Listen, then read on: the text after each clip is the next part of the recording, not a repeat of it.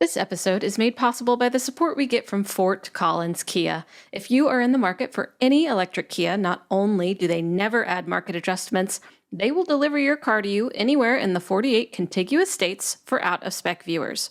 More information in the link in the show notes.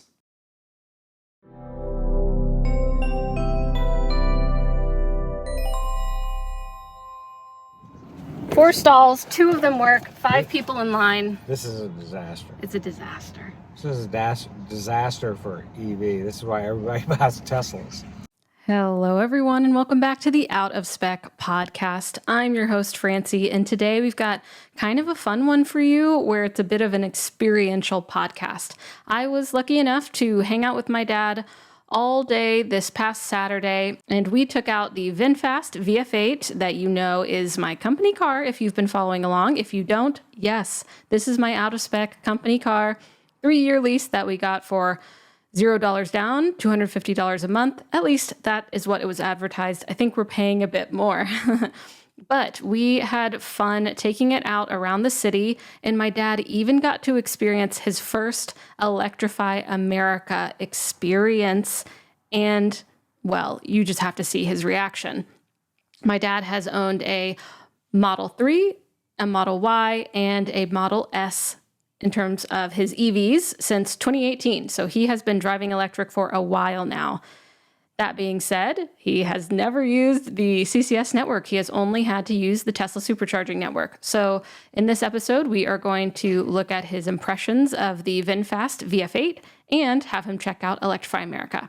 Okay, let's dive in. We're going to start by sitting in the VinFast. Okay, Father, last time we saw you, we were picking up your Model S Plaid. Yes. But you've now decided to trade it for a VinFast. Yes. Trade it for a day and try out Francie's VinFast. Yes. See what it's like. So we're back in it because you did take it one day to see if it would charge at your workplace. Took it out to my office and I have installed a Tesla Type 2 charger. And I had them run a 220 plug on the back of that so we could have travel chargers. Okay. And stuff. So took it out there to see if we could get it charged up because it needed to be charged. Mm-hmm. So took it out there, unpacked the VinFast charger that came with it. Mm-hmm. Had the right kind of plug. Plugged it in, and then plugged it into the car. And what happened? We get a yellow signal. So yellow means thinking. But did it ever... No, when you read through it, it means there's an issue. It was a solid yellow. Yeah, solid yellow. Not blinking. It would go green, and it would turn itself off and say, hey, there's some sort of issue. Do you remember what the error said? Well, I just it read here? the book. No, it was in the... I just read the book and said... So it said what it... You know, that came with the charger. The book. So we took that, I would say, okay, what's going on here? Why are we running into issues? What would cause this? Mm-hmm. Then I wanted to see if there was something wrong with the charger, so I swapped out to the 110. We have a 110 plug out there, just out there. So I plugged it into the 110, and it went green and works. When it'll work, it turns green. So if you plug it into the 220, it goes... The charger turns yellow. Yeah, the charger turns orange. Yellow. And then the block, the charging block. Right. And that if was you plug it into the car, it won't charge it. Right. And that was the one closest to the car, but you said, okay, what if I take it to a different plug that the car can't reach, but to see what the charger does? If it'll even turn green and be ready to charge. So that told you that it couldn't ramp basically down from... Well, it couldn't. Well, I just then I said, okay, well, it's working. It's not because it has to be something else other than. So then I pulled out the specs. The specs say so it's limited to a 35 amp feed. Mm-hmm. So I assume what's happening is that the charger I put in was probably rated at 50. It was hooking up to a 50 amp 220, and so I think what's happening is that it's got too much juice coming in and it doesn't know how to handle that, and so it will not allow you to... It just can't handle it. Yeah, I think the specs on the charger are too limited. Yes. So, not a good thing. They need to have one little Yeah. that will that you can plug into something probably up to 50 or 60, and then if it's too much, it should just cool it down to whatever the car will take. Mm-hmm. That's the way, I think that's the way the Tesla ones work. Yeah. You can plug them into anything, and then it'll then say, I'm only going to give the car 40 amps. So sure. I mean, which would be good, especially if you are on the road, like you were saying, you get to a friend's house or whatever, and you plug it into whatever they have, but it doesn't work, and that's what you're relying on charging for. Yeah, because most people are going to probably at least have 40 amps, I would think. Mm-hmm. You know, because if you, I mean... I think so, too. Yeah, I mean, because I think that's like the limit of most. That's, I think, all that, like Tesla, it limits it to like 40 or 48 amps. So you're going to probably, I think, actually that one, when you plug it in, you're getting 48 amps. So it's probably a 50 or 60 amp feed. So yeah, that probably everybody's going to do. They want the car to charge as fast as possible, where. So they're going to give it as many amps as they have. So you don't want to have a travel charger that is limited to a certain amount of amperage. Then where it limits your charging options. You get somebody's house out in the country, and all of a sudden you can't charge your car. You got to plug it into the 110, and so you're stuck there for days. Not great. Not good. Well, let's drive this around, and then we can tell people how you did figure out how to charge it at home. Okay. Okay. We can show that. Put her in reverse. And this is where I ran into problems when I had this last time. Right. Do we want to talk about that? Sure. It's got all these buttons. I was like, and you called me because you were like, how do I shut off the car? Yeah, I figured it out eventually. But why were you in that situation where you felt you needed to shut the car off? Well, have it the reset. Car got stuck. And what do you mean? Well, I pushed too many of these buttons too fast, and it... So he's saying these buttons. Pop was trying to shift from park to reverse to neutral to drive. The first time he sat down, he started pressing a lot of buttons. Why? I'm not sure, but he wanted to. Well, I went to reverse. And then you see, he was about to do your Tesla thing with the stock, even though you don't have stocks. I know. Well, I was getting ready to do something, which is normal. And then I went to go drive forward, and then I think I hit the wrong one. Then I hit drive. Then I put neutral. Then I hit drive. Okay. And then I hit park. I don't know what I did, but I did enough of that, and then it locked up. So what? The screen froze? Yeah, I couldn't get it. It wouldn't. You couldn't get it You couldn't get it out of drive or whatever you were in? It wouldn't go into drive, reverse, neutral, anything. So the car froze. Stuck, yeah. And so we found that if you hold this center button, the on-off button, for 45 seconds, you can turn it on and off. But what did you do? I think I went, I don't know. You got out. I got out of the car and locked got back it in the car. Yeah, I got back in it. Because we do know the car likes to be locked. And they say, I talked to another couple, because a lot of VinFast owners are in the forums. They're talking, they're experimenting with it. And they find, like maybe you need to let the car think for 30 seconds before just taking off, after you wake it up. It does have this nice... You like the heads-up display? I like the heads-up display too. What do you think about my air freshener that says LOL Watt? Do you get it? Laugh out loud Watt. Yeah. EVgo. Well, that is an EVgo one. But LOL, like, haha, what? LOL Watt? Because watts are, Or what we're talking about. A unit. They're what we're talking about. Okay. We're talking about. So we're going to go drive around, and then you'll tell the story of at-home charging. Yeah, so this is 1,000 pounds heavier than your wife's car. Really? Yes. But it has... 5,000 pounds or something? Yes, I can't remember exactly. But it's 1,000 pounds heavier than a Model Y Performance. And... You sort of feel that. It does feel heavy. It feels solid, but it does have a good pick up and go, like you said, right? Yeah, it's moving this heavy car. It's moving the heavy car. Yeah. Okay, and so one thing that I struggled with, but it did give me insight into the public infrastructure in this city, is that I don't have at-home charging, and I don't have the ability to have at-home charging right now. Unless I throw Stretch your cord out the window. A 110 out my window down to the street over the sidewalk to trip people. It just doesn't work. But you tried to take it to your office to see if it would charge there. Didn't work. But then you found a solution in your garage, right? Right. We just plugged it into the 110 in the garage. And this worked. And charged it up. Yeah, it works. Cool. Okay, so now that's our at-home charging solution. Luckily, my dad found it. The only thing is that I have to leave the car there to get, the charge that I need. But that's not that bad, I'd say. But people were having a hard time understanding why it was so hard for me to get at-home charging. But they just haven't lived in an old building like mine. Right. Well, like I don't have dedicated parking really in a garage or anything. This is like what most people. This is what most people in an do. Apartment have to deal with. Or they street park. Street park. If you live in a big city, you will street park. I guess like people in Europe, they have little cars so they can park along the street at night. And fill them up with diesel in the morning. Sure. And they're tiny little cars. And Europe is also exploring curbside charging more than we are. Right, because I think they have to because they have so many people who live in a third dense floor apartment. Cities. Yeah, dense city, and they don't have a lot of money, and that's the way they live. And they don't have a garage for their car. They don't have a garage, yeah. So they're going to want to. And the U.S. needs to explore that more and more. Overnight, for big cities. Well, I think it's going to be the cities that have to provide the infrastructure for the population. That'll probably fall very much last priority, I would say, in most cities. Providing curbside charging when you have a city full of potholes in the road that haven't been fixed. It's true. And then you have to, I mean, it's like in the old days when they had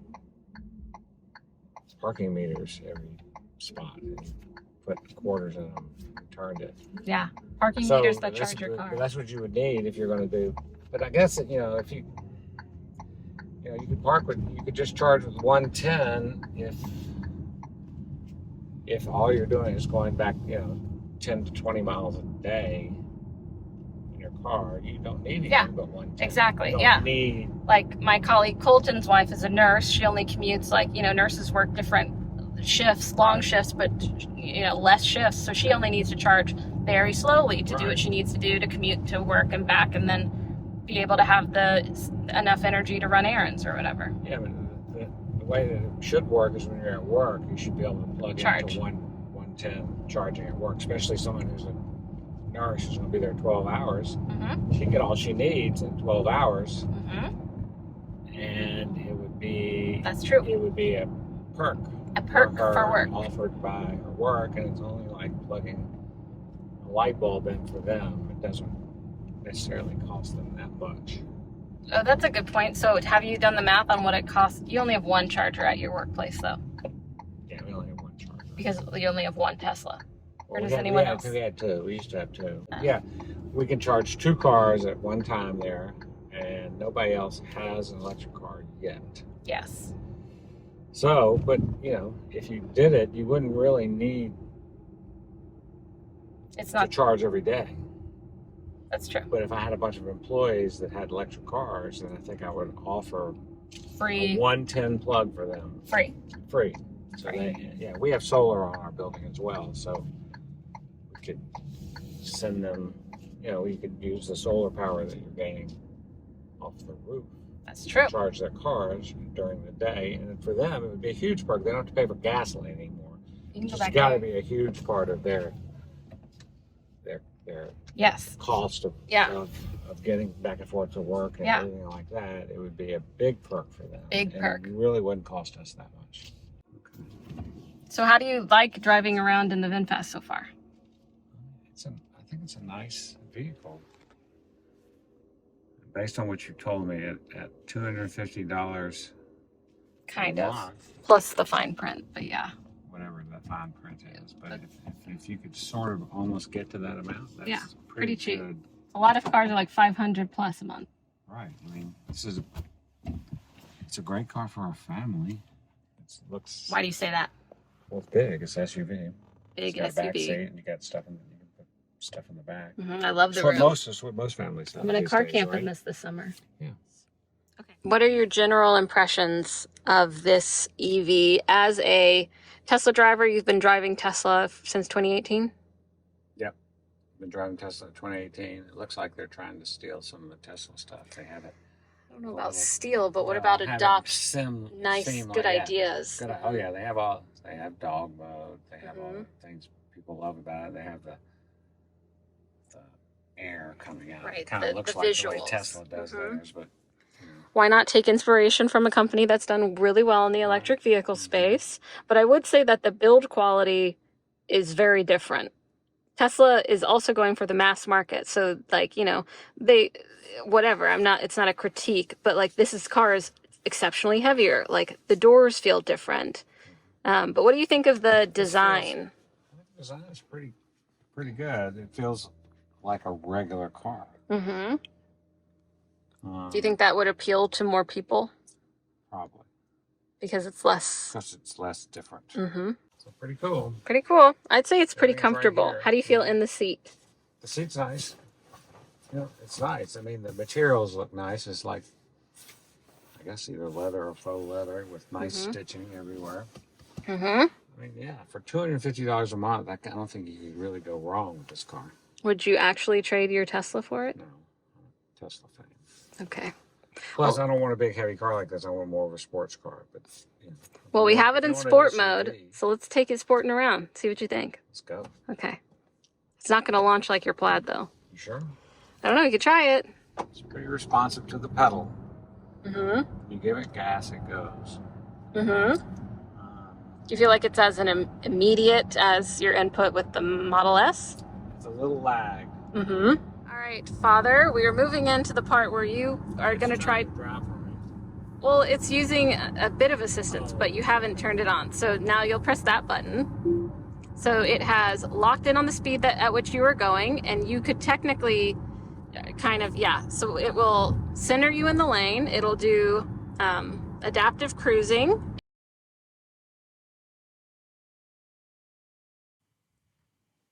Okay, hope you're still with us here. So my dad has now, at this point in our trip, used and turned on highway assistance. So we went through traffic cones, construction on the highway, and the VinFast did as expected, kept you in the middle lanes. It even handled, getting back in the lane once the cones cleared and the lines got a little wonky, but put you back into the lane. It handled it pretty well, actually perfectly. It put you right in the lane. It didn't do anything weird. Just there, you saw that happen. And my dad was pretty impressed. He liked it. We went on to discuss the in-lane centering, which is my favorite part. And you're going to hear some road noise. Sorry about that. I did not have the mics on me, but hopefully you can still hear what we're saying. Okay, so one thing that I really like about it that Tesla doesn't allow, that Rivian doesn't allow, as last time I checked, is in-lane adjustment from the driver without the car saying, okay, then we need to turn off the highway assistance. So if I was passing a semi, or something, and I wanted to kind of hug the left lane, this allows you to do it without freaking out and then puts you back in the center when you're done. So why don't you try just a little bit of lane adjustment, and then it centers you again. I like that. Nudge. Yeah. Just nudge when you hit the lane. Yeah. But it doesn't shake. Doesn't get mad that you're trying to pull it out of it. It only gets upset. Yes. Get a positive reinforcement of, hey, even though you're pushing the car over here, I'm trying to center it back. Right. But you are able to scoot away from a semi or another car that's being funny, or maybe you have to pass a police car on the side of the road and you can't get over, but you want to get away at least a little bit. So we found ourselves at the Rivian Service Center, but they're closed just because we were nearby. We also realized we were nearby the Electrify America station that I've talked about that has 4 stalls. One is CHAdeMO, and usually 2 of them are down, and one of the 2 available is derated. I've called Electrify America and told them about this, but it is the one DC fast charging station in a 50-mile radius for a city of 600,000 people that had a 43% increase in EV registrations in this county in 2023. Do we know if they're all Teslas?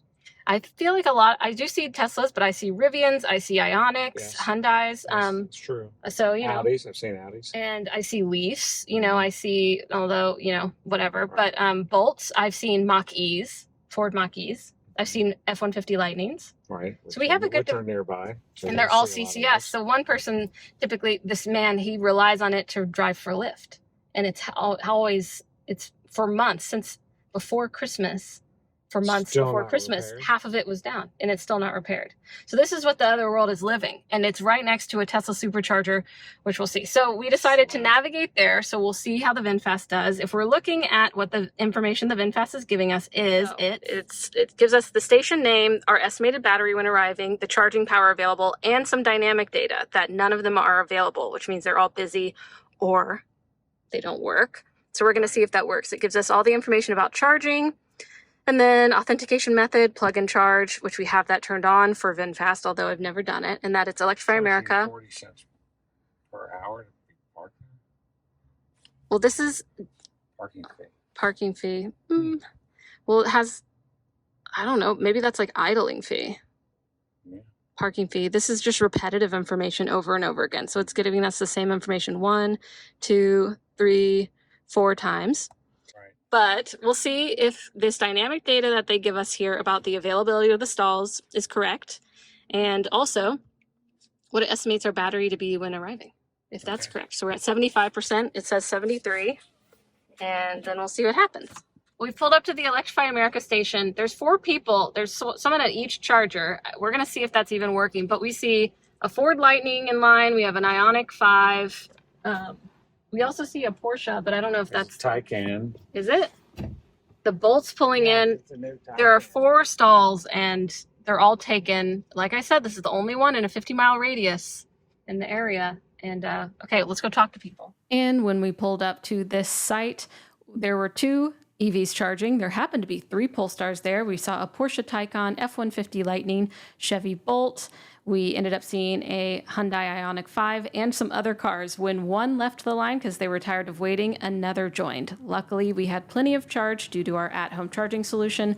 But my dad started to take in, okay, not only is there a long line of people waiting, only 2 of the stalls are in use, and it looks like they could be better utilized in terms of the actual site setup to allow for more stalls and more charging at one time, especially when you look down the way and see the many, many Tesla chargers lined up in this parking lot. My father has just experienced his first Electrify America disaster. 4 stalls, 2 of them work, 5 people in line. This is a disaster. It's a disaster. This is a disaster for EV. This is why everybody buys Teslas. I mean, people are here saying they're gonna get rid of their electric vehicle. Yeah. And this is the station in our town, the only one in a 50-mile radius for a city of 600,000 people that works, and half of it is 100% down 100% of the time. Okay, you're tuning back in with us in the VinFast. Okay, we're doing it with sunglasses on, I guess. It's hot. Because it's hot. Does this help? And bright. Hot and bright. Okay, so you've driven the VinFast before. This isn't your first time. You used it while I was out of town. You found out at home charging, but today we're just going to start refreshing in. So drivability, you appreciate the drivability. Yeah, it's drivable. Good car.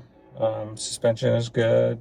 It's a heavy car, but braking is good for city streets and a normal person. I mean, it's not a sports car, it's an SUV, so I think it's quick. You know, we were able to get on the highway, accelerate, even while moving at a fast speed. So yeah, this is a good car. Might be able to hear the train in the background. It's a good car. It's a good car. So also drivability is the highway assistance, which I really appreciate. The more the work the car does while I'm driving, like, the better. I can be there. Obviously, we don't have autonomous driving, but what do you think of the highway assistance? The highway assist was good. Kept you in the lane. Allowed you to, you know, track the cars in front and behind, and it did its job. We even went through construction. Yeah. How'd you feel? I felt fine, safe, no problems. Okay. Did what it was supposed to do. Did what it was supposed to do. No weird things. You can adjust in lane, which you can't do in your Tesla. Can adjust in lane, yes. It did allow you to sort of move around in the lane. In case you want to scoot away from a semi without turning it off. Without giving you also like dramatic feedback.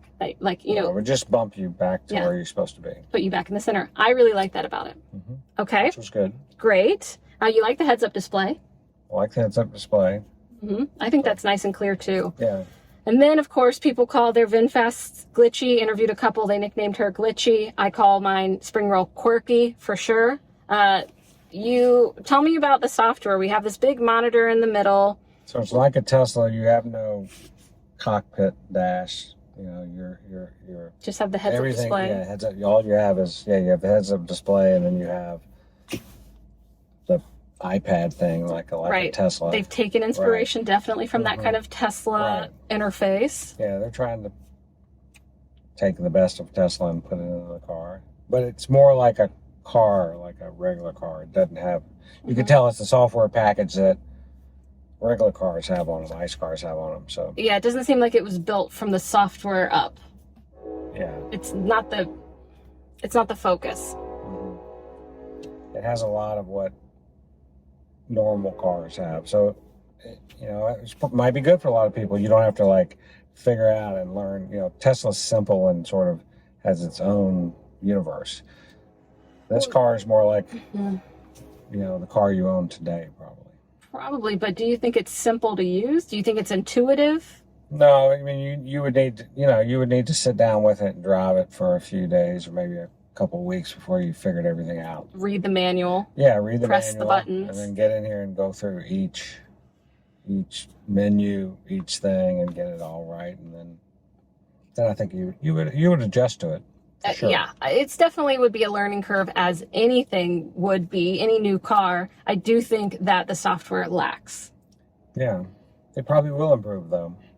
The software on cars has improved on all cars. True. So we'll see what maybe 2025 VinFast has in store. They still haven't announced their plans for the J3400 Tesla connector North American charging standard. So that experience that we just had at the Electrify America station, which was your first experience with public charging with CCS at Electrify America, the only one station in the 50-mile radius for this city. So, yes, if VinFast wants people to buy their cars, they need to be on the Tesla system. They need to be able to get access to the Tesla superchargers, at least, which they haven't announced that even with an adapter, what their plan is. Well, they should, and all other manufacturers should do whatever they can as fast as they can to make that possible. I would probably pay whatever I had to get an adapter. Get an adapter, and to free. Make them. Well, yeah, or make them, or get some. Put the technology out there and let other people make them for you. People would pay to purchase them, I promise you. Well, there are third-party people making adapters, which is a discussion that we've spoken about, but the automaker and Tesla haven't given them the go-ahead. It's just kind of like these folks, made in a third-party. The other automakers should do whatever they can to talk Tesla into letting it happen. Because without it, not a lot of people are going to buy your cars. Okay, so we've talked about Tesla a lot, of course, because you're a Model S owner, but also Model Y owner, Model Y Performance. But so we were looking at, so this is like, this is an SUV. This is a $49,000 price point if you're going to buy it. Of course, we're leasing it. But a Tesla, we just looked up the MSRP for an all-wheel drive, new Tesla Model Y, $44,000 before any incentives.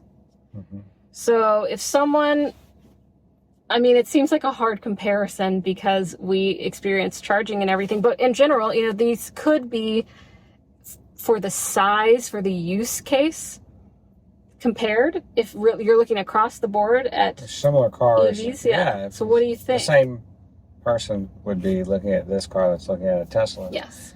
If it's less money and has a better charging infrastructure, I don't know why you would buy this car. I would buy a Tesla right now until they get charging fixed. There's no reason to put yourself through figuring out how to get the thing charged. So it comes down to public charging more for you than anything. Because say it's like $5,000 difference. Maybe some people can shrug at that. Maybe over time it's okay, and you get to support. Well, I don't know if you want to support VinFast necessarily, but maybe you're interested in a new automaker. Right. What do you think of the value that this brings compared to the Model Y that you know? I know you can't really compare it in a vacuum because this is their actual experience, if they're public charging or whatever it is, but what about the car? I think it's a good car, but what most people do is they look at it, okay, what will it do and what won't it do, and and how easy is it going to be to own, I would say this is more expensive than a Tesla. It's probably got the exact same room. I would probably purchase the Tesla. Okay, coming from a Tesla owner, but yeah, a lot of people probably aren't, Some people don't want to buy a Tesla. If you're going to charge at home and you're not going to do a lot of traveling on the road, then this would be a great car. Although I did do, right after we got Springroll, 800-mile road trip from North Carolina to Tennessee, it was fine. Right. So you would just have to make sure that where you're going, you had some chargers. Yes. So you're going to have to do a little bit more homework to own this car. Yeah. But if you're charging at home and this is what you want, then perfect. You don't want to own a Tesla, then this would be a good choice. And we did briefly use the navigation to navigate to a charger. When we got there, it said that we would arrive 2% less. I think that was accurate. It took us the right way, navigation. The details are funny that it gives you, but it did give us some dynamic data about the Electrify America charging station being like 0 stalls available, which was accurate. Right. So that was cool. So it can navigate you somewhere. And it worked for you when you were using it. But you did notice that it lags a little. It did lag. At a turn. It didn't show, take a right turn, and it didn't show that we had taken it. It showed us we weren't up to the turn yet, and that can be a problem. Especially if you're making consecutive turns. You don't know where you are, and you a lot of times there's a road before a road, and you think, oh, I'm supposed to turn, not this one, but the next one, because it showed your car 200 yards down the street where you weren't. You can, which does make a huge difference if that's, you're navigating somewhere. And it uses Here Maps, which, I know about that company, but I think this really comes down to, they're getting the information from Here Maps, but their navigation system that VinFast has built into this vehicle is not as up to date as it should be. Maybe a little slow. I don't think it's necessarily the information from Here Maps, right? I don't think it's... The information was correct. It was just lagging our position. That's all. Okay, so I do like driving around in the VinFast. I think it's very comfortable. I still stand with all of that. And I'm glad that you got to see, well, again, driving it around, of course, but especially the Electrify America public charging experience that has really made it such a talking point, because that experience is not, it's unfortunately not unique. But it is absurd that station has been 50% down for 100% of the time for the past half year plus. That this city has, that's not good. So we're speaking to, which is something I think is just an interesting part of our conversation that this led to, is that you looked at this charging station, and maybe this is another podcast, whatever, but you saw this charging station that was down, and you thought, this is an opportunity. It's an opportunity for somebody. To fix it and sell electricity.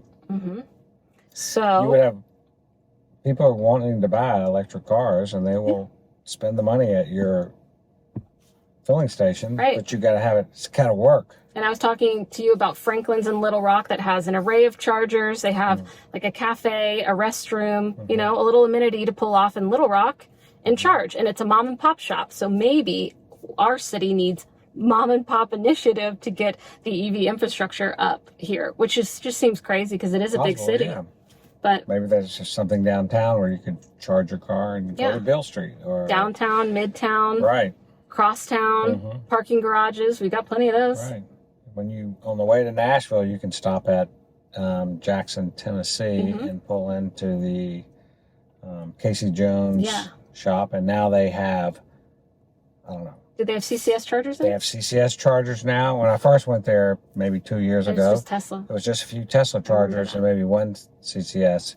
Now there's a bunch of CCS and like 40 Tesla chargers, and they're 250. Oh, nice. Kilowatts, yeah.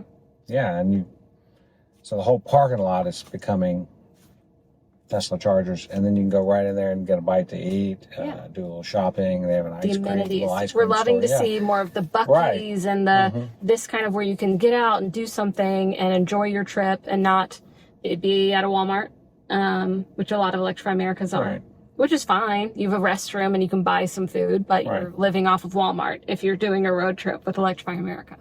And right off the highway. I think those are all essential things. But Out of Spec is doing, the Out of Spec, we're trying to get chargers up in Fort Collins. Maybe Memphis is the next destination for more. Now we are going to go drive your Model S and try out version 12 of the full self-driving, and that will be a different experience and a different podcast. So thanks for tuning into this one. Thanks, Pop, for joining me. If you want to know more about Pop's experience, we should do more of these driving around. But yeah, we like the VinFast. Yeah. Yeah, great car. Great car, and we have at-home charging now, so. Yep. Thanks for tuning in. We'll see you on the next episode. Go buy an EV. Go buy an EV. Bye.